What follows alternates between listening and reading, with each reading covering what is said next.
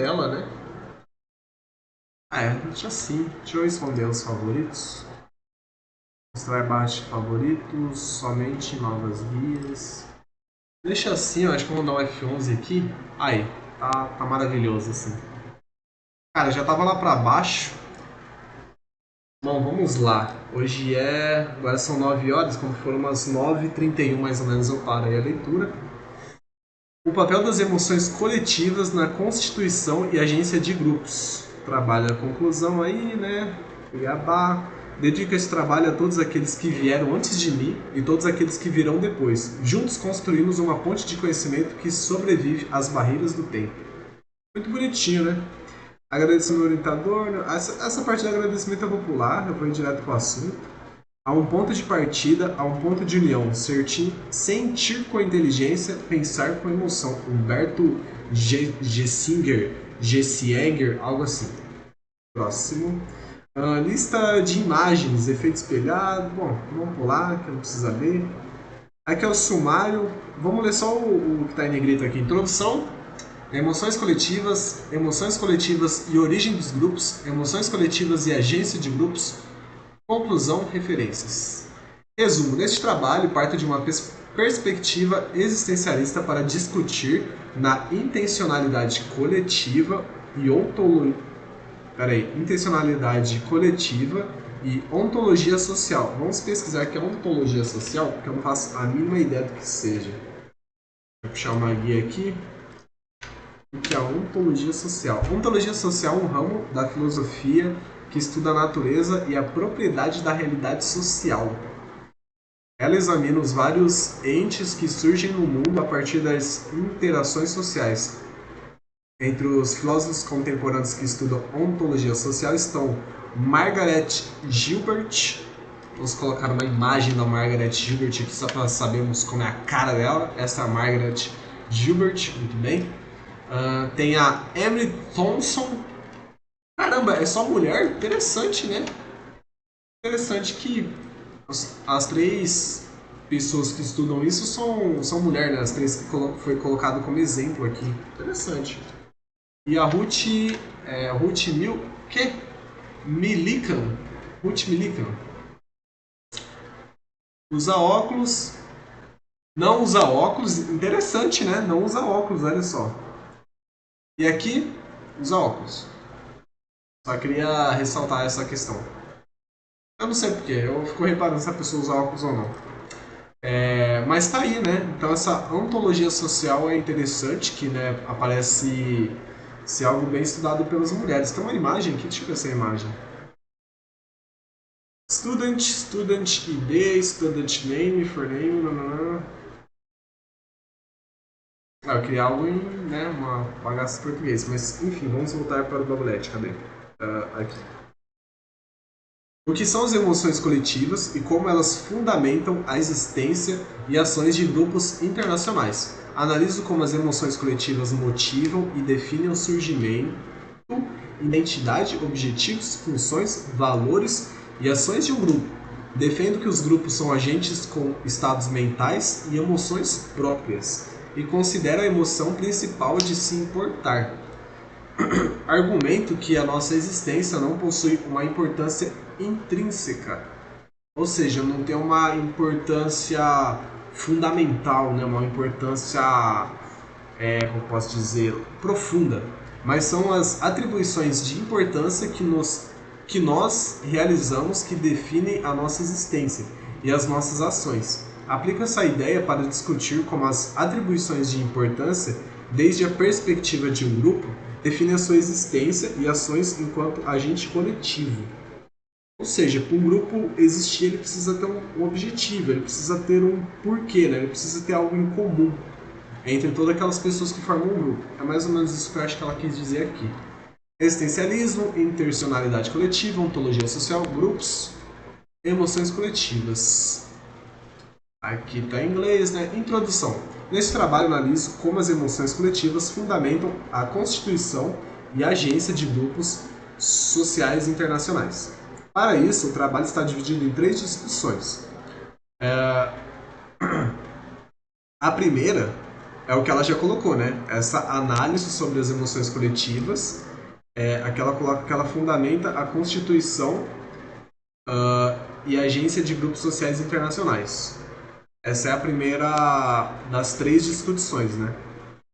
Como que se fundamenta as constituições de agências de grupos internacionais. No segundo capítulo, apresento o que são as emoções em seu nível individual, para então apresentar as emoções em seu aspecto coletivo. No terceiro capítulo, discuto como as emoções coletivas originam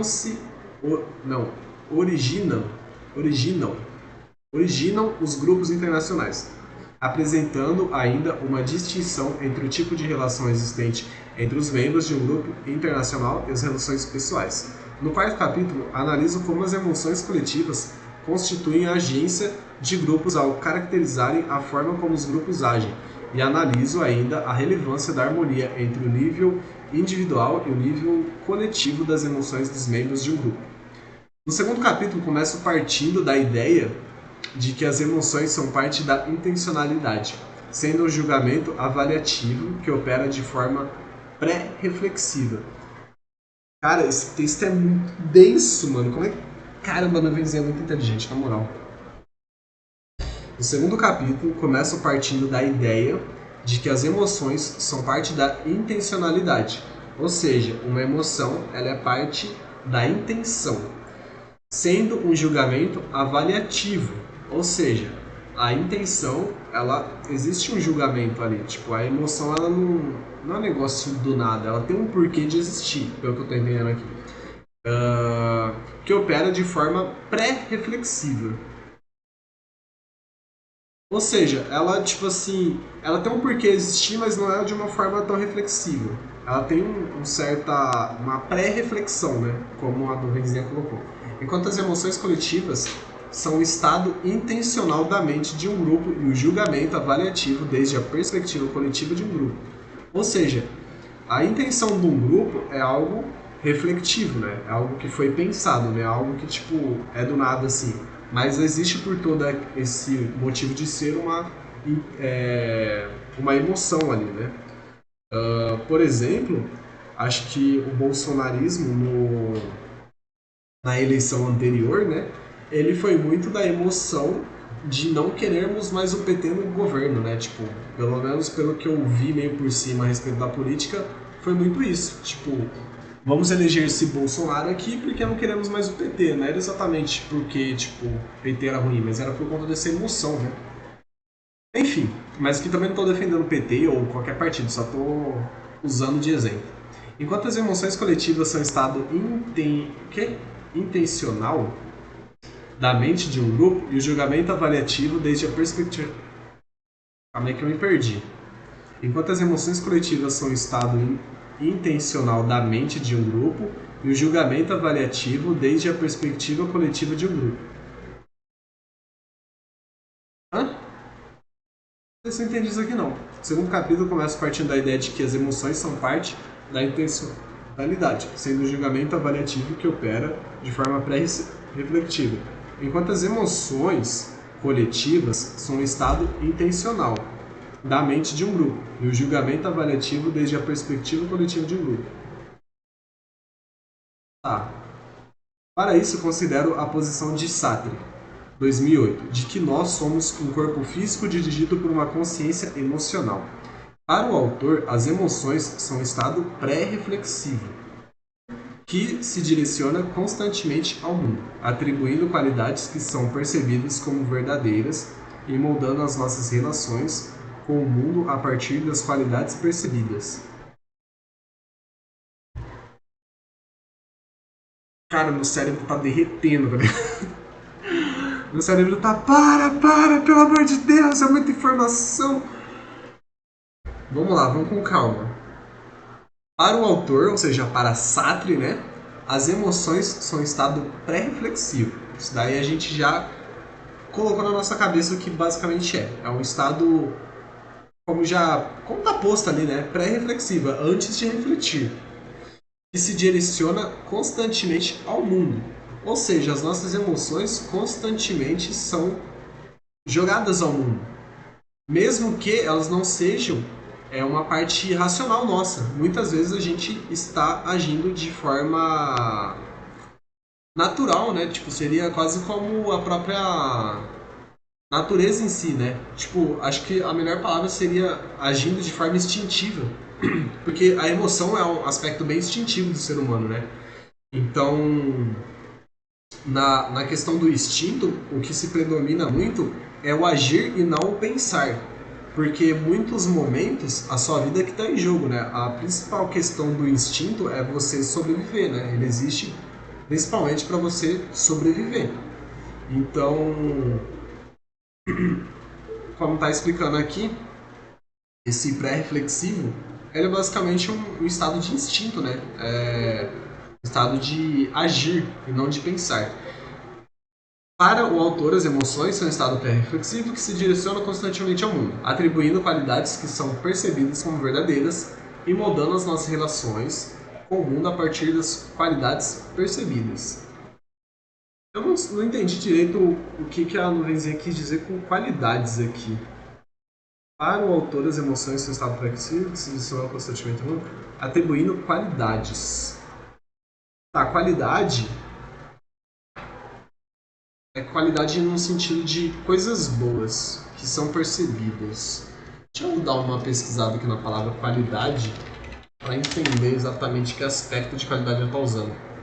Grau negativo ou positivo de excelência. Ou seja, qualidade não é algo positivo. É um grau negativo ou positivo. Você pode ter uma qualidade ruim e pode ter uma qualidade boa. Esse produto é de uma qualidade boa, esse produto é de uma qualidade ruim. Então é isso.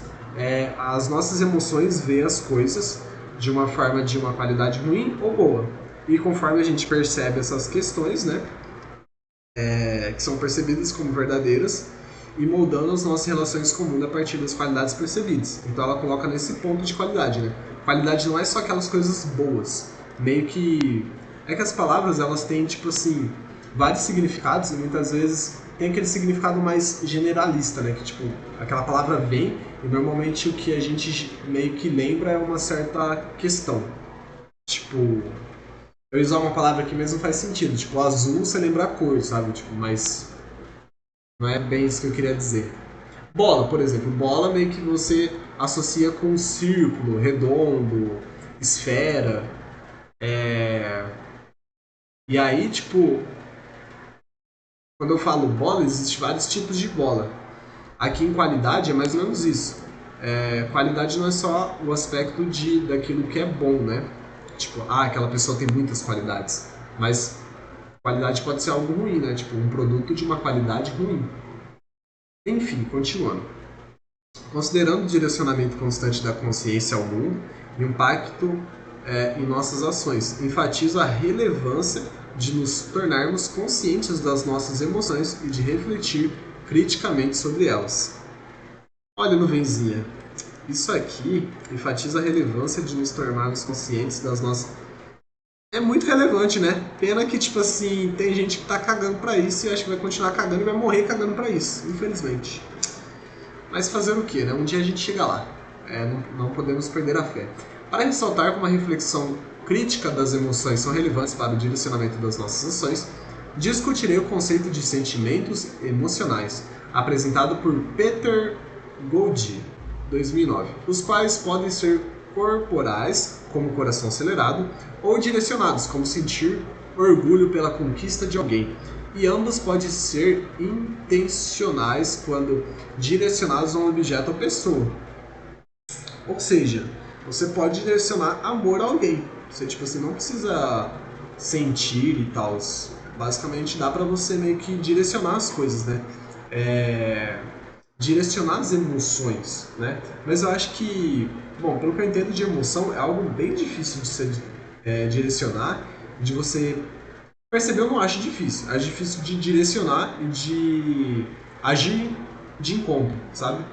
Porque é algo muito instintivo. É como, tipo assim, se você estivesse tentando mudar...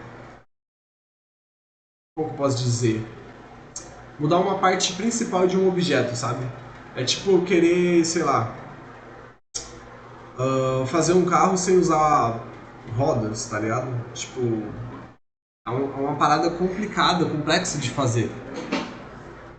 Tipo, você não consegue imaginar um carro sem roda, sabe? É como se eu não, é quase como se eu estivesse falando que eu não consigo imaginar uma pessoa controlando as emoções dela. Tipo, se eu dar um socão nela, ela não sentir raiva, ela não tipo, querer reagir. Um monge budista provavelmente ele não reagiria. Na verdade, eu acho que eu nem conseguiria dar um soco num monge budista, né? Já começa por aí. Mas. Mas é mais ou menos isso, sabe? É tipo. Eu entendi o que ela quer dizer aqui, mas é bem complicado. É um negócio muito trabalhoso. E pegando o exemplo do monge budista, né? É esse negócio de você se autoconhecer pra caralho, né? Meio que monges, né? São essas pessoas que a gente tem como sábios, como pessoas que se conhecem muito bem. Então, eu acho que dá, mas é preciso se conhecer pra um caralho. Argumento que os sentimentos emocionais escritos por Gold devem ser considerados como os efeitos das emoções, isto é, de um julgamento avaliativo, e refletir sobre os sentimentos emocionais que temos permite que compreendamos qual o julgamento avaliativo temos de um determinado objeto, evento ou pessoa, ajustando as nossas ações diante do objeto. Isso aqui é engraçado ler, evento ou pessoa. Isso aqui é engraçado ler porque é algo que eu faço constantemente quando eu venho, né? Eu fico avaliando minhas emoções e criando várias coisas e é legal, tipo, eu leio que ela ressalta isso, sabe? Tipo, não é que eu não soubesse que ela ressalta isso, mas ela colocou no próprio TCC, tá ligado? Tipo, algo bem relevante pra ela. Além disso, considero também a posição de Elm, é assim que fala, Elm, que defende que quando nos importamos com algo, apresentamos um padrão de emoções relevantes, como o medo se o objeto de importância é ameaçado ou alívio se o objeto de importância está a salvo. Isso realmente, né? Elm pontua ainda que quando nos importamos com algo, mantemos uma vigilância e a disposição para agir em relação ao que importa, de forma a perceber quando o objeto de importância está sob ameaça ou seguro e articulando ações para afastar a ameaça ou promover a integridade do objeto de importância. Cara, aqui é falado de objeto, mas eu li isso aqui pensando em várias coisas, não, em várias pessoas, e é um pouco triste ler isso, pensando em pessoas. Porque. Ah, porque meio que descreve de uma outra forma algumas coisas que eu tô passando de certa forma, sabe? Então, tipo. É o famoso apego, né? Todo apego gera sofrimento e, enfim. Quando a gente gosta de alguma coisa, a gente acaba se apegando, acaba se importando e aí fica nessa. Fica um pouco refém daquilo, né? Para. É o que? Schmid? As emoções também possuem um caráter de raciocínio prático, e se importar constitui a nossa forma de agir, pois articulamos as nossas ações em virtude do que importa. Da mesma maneira, o autor pontua que os grupos também agem motivados por ações, pois os grupos agem em virtude do que importa para o grupo. Eu quero só ressaltar um negócio aqui interessante que, lendo isso aqui, eu pensei na seguinte questão. Tem algumas coisinhas na minha rotina do dia a dia que eu comecei a martelar para essas coisinhas virar hábito. E parando para pensar, eu acho que emoções são hábitos intrinsecamente fortes na gente. Eu acho que de tanto a gente ter um certo hábito, ele pode se tornar uma emoção, no sentido de que a gente nem pensa mais, a gente simplesmente age. Eu acho que provavelmente as emoções são isso, sabe? É um hábito comportamental, de certa forma, só que muito intrínseco à sobrevivência, sabe? Então, como tá ligado a meio que a nosso fundamento, porque o fundamento de todo ser vivo é sobreviver. Tipo assim, meio que pode pegar tudo que você faz na sua vida, você vai ver que por algum motivo vai estar ligado à sobrevivência. Você pode pegar tudo, qualquer coisa. O desafio é você falar que você faz um negócio que não tem um fundinho de sobrevivência ali. Tipo assim, não tem, cara. Tipo, sei lá, não tem.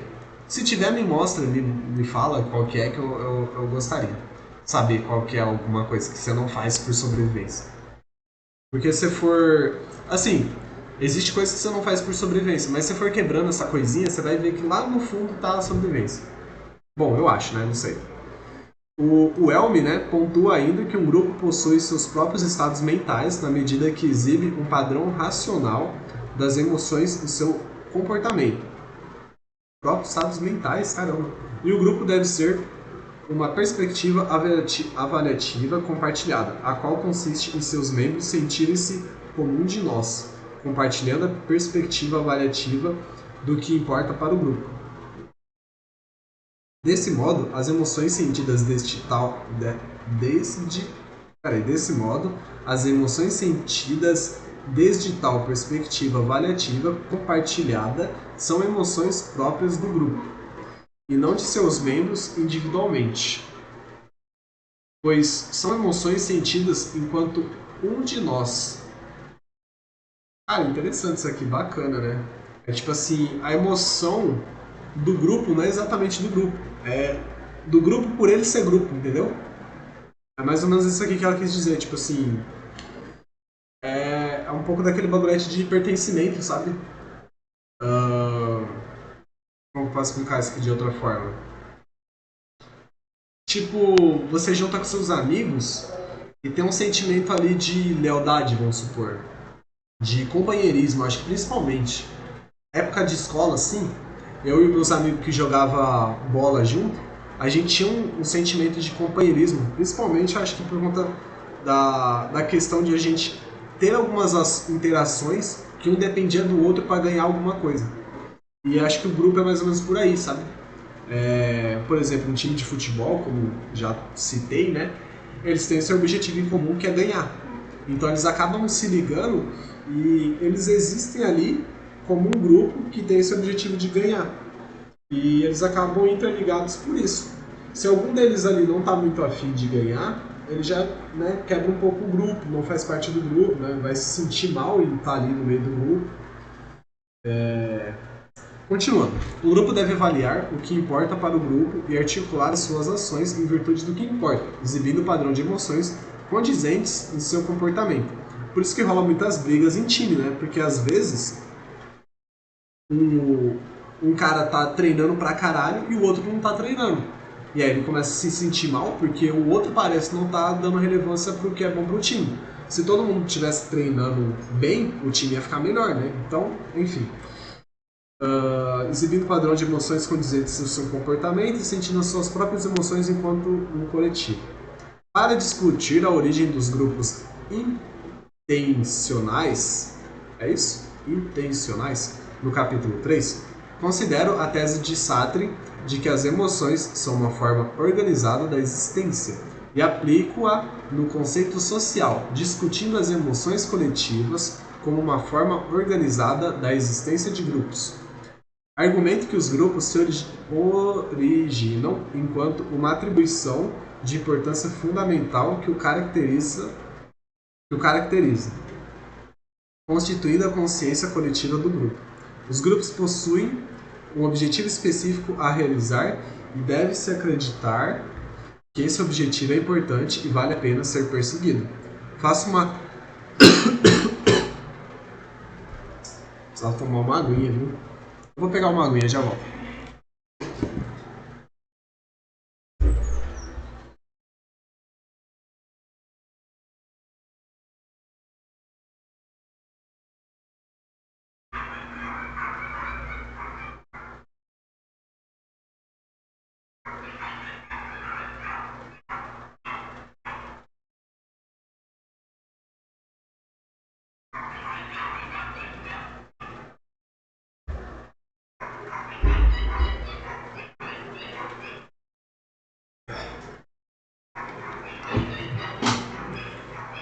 Voltei. Ai, a garganta tava meio zoadinha. Mas agora dá pra mandar ver. Onde que eu parei? Argumento que os grupos se originam enquanto uma atribuição da importância fundamental que o caracteriza, constituindo a consciência coletiva do grupo. Os grupos possuem um objetivo específico a realizar e devem acreditar que esse objetivo é importante e vale a pena ser perseguido. Faço uma objeção à tese de Hit. Nuvenzinha fazendo objeção, fi. A tese do Hit. Quem que é esse Hit? Quero ver esse Hit. Olha que agora fiquei curioso. Quem que é esse cara? O Venzinha mandou a braba que falou, ó, vou. Acho que esse cara não tá falando o que deveria ser falado. É esse cara? Rich Filosofia. Acho desse cara aqui, né? Jack Hitch. Será que é esse cara? Jack Hitch? Acho que esse tá Jack Hitch. Deixa eu pesquisar aqui por Jack Hitch. Naturalismo. Não tem a cara do caboclo? Não tem a cara dele. Enfim. Queria ver a cara dele, mas enfim. Desde que os grupos são uma estrutura a ser... Oh, verdade, né? Deixa eu ver se esse cara é meu. Acho que eu pesquisei errado. Rich. É assim. E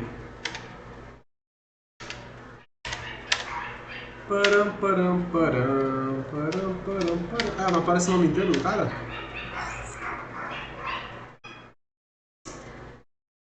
Catarine Hitch? Esse é o nome do cara? Eu achei que era um cara. É uma mulher, pelo jeito. Catarine Hitch.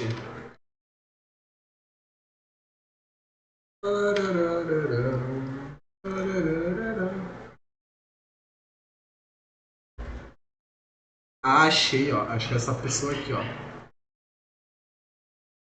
Aparentemente, esta cidadã aqui. Ó, no Venzinha mandando bala, filho. Contrariando os caras. Deixa eu voltar lá.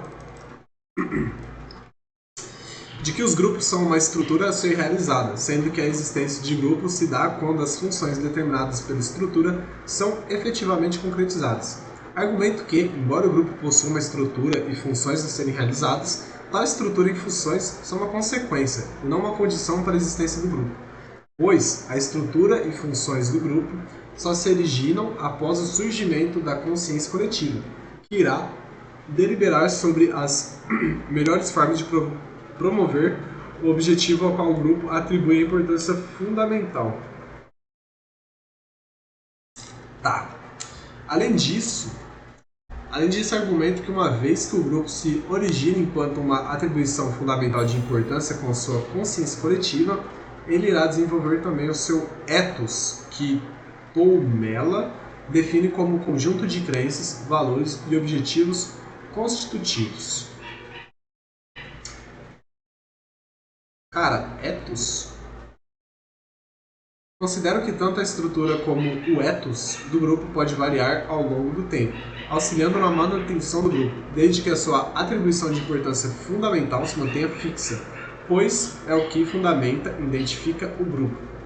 Ou seja, vamos pegar o time de futebol que tá fácil, né? Usar o time de futebol para entender isso. Se por algum motivo o time de futebol não quer mais ganhar, acabou a estrutura do grupo. Mas a questão aqui é, ainda vai ter o goleiro, ainda vai ter o atacante, ainda vai ter o lateral, ainda vai ter o volante.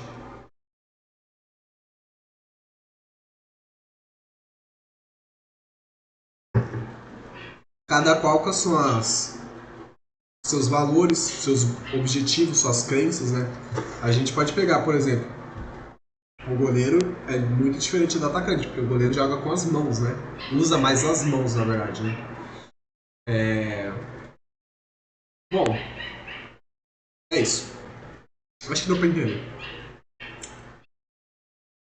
Parei onde? Tanto a estrutura como o ethos do grupo podem variar ao longo do tempo, auxiliando a manutenção do grupo, desde que a sua atribuição de importância fundamental se mantenha fixa, pois é o que fundamenta e identifica o grupo. Para discutir como os grupos internacionais se distinguem da sociedade, considero a ideia de Salmela, gostei do nome, de que as emoções coletivas podem ser mais fracas quando há um compromisso apenas privado. Os indivíduos agem visando o próprio bem-estar, ou mais fortes quando há um compromisso coletivo. Os indivíduos pensam e agem como um grupo. Olha, considero a ideia de Salmela para discutir tudo.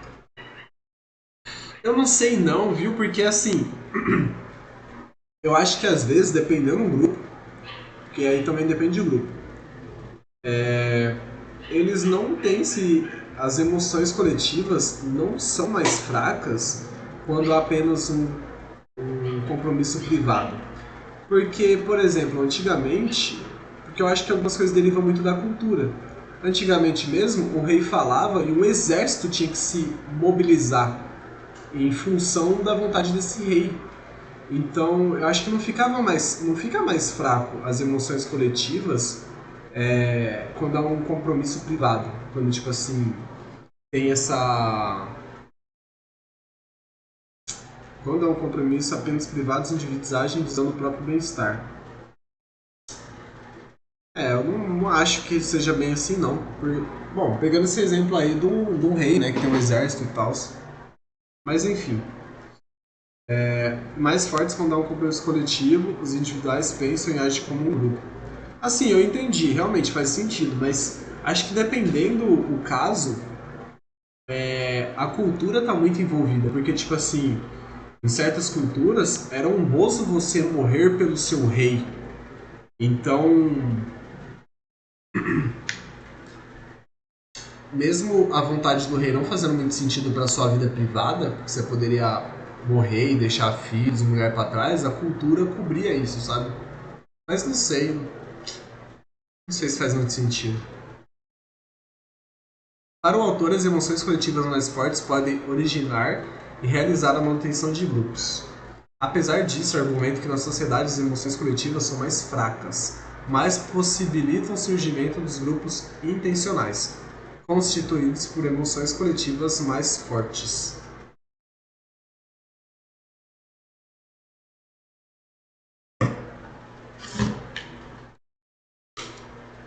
Considerando que nós somos seres finitos e com a perspectiva avaliativa limitada,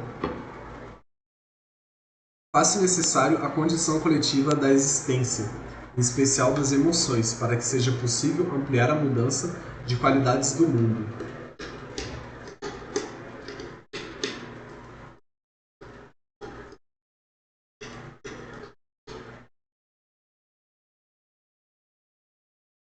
Se nós, enquanto consciências individuais, possuímos a capacidade de realizar julgamentos avaliativos e articular ações para garantir a nossa sobrevivência e bem-estar individual, uma consciência coletiva possui a capacidade de articular ações para garantir a sobrevivência e o bem-estar coletivo.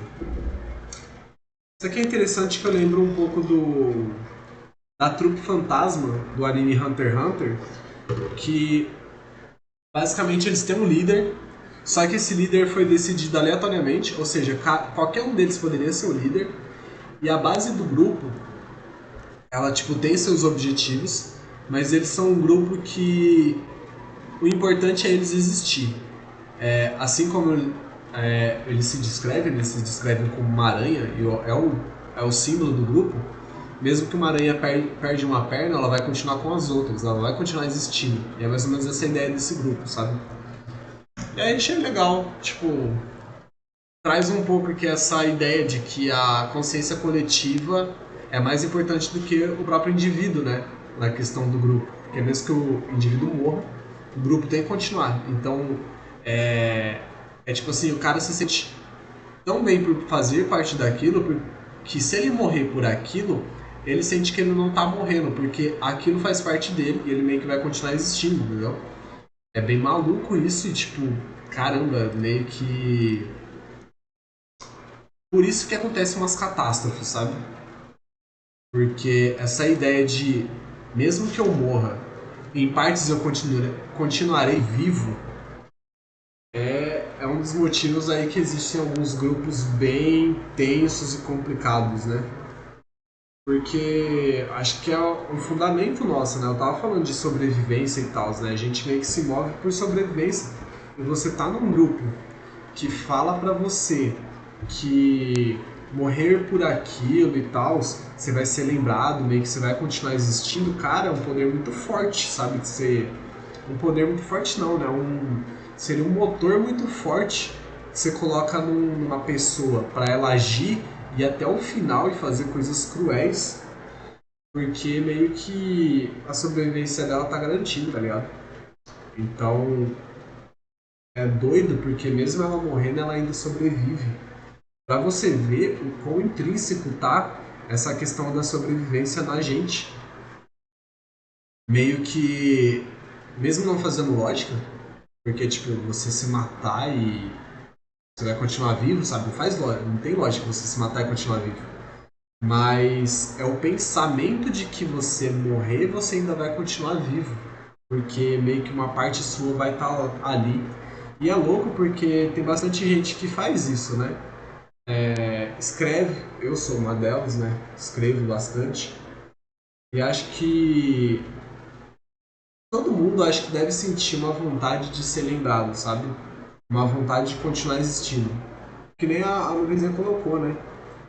Por conta de sermos finitos, né? Considerando que nós somos seres finitos, perspectiva avaliativa limitada. Bom, não sei se ela colocou nesse sentido, mas assim, refletindo aqui sobre isso, eu vou parar a leitura por aqui. Eu vou continuar quarta-feira. Vai ser o mesmo esquema. Vou jogar um pouquinho, depois vou ler. Espero continuar com essa pegada aí, porque... Ah, cara, eu tô me sentindo meio mal, sabe? Tipo, eu passei uns dias aí meio que moscando, jogando meu tempo fora, entre aspas. E eu preciso voltar a usar meu tempo para fazer coisas que me agregam alguma coisa. Seja conhecimento, sabedoria, mude minha visão das coisas. É bem ruim às vezes isso, de tipo, aprender coisas. E quanto mais formas você vê as coisas, muitas vezes você demora mais para escolher, para agir. Eu tava estudando sobre isso uma vez, né? Que eu tava meio com dúvida de que profissão seguia e tal. E eu aprendi que quanto mais opções você tem, menos rápido você age. Quanto menos opção você tem, mais rápido você age. Então, sempre que você tiver em dúvida de alguma coisa, tenta diminuir suas opções. Fica essa dica. E é isso.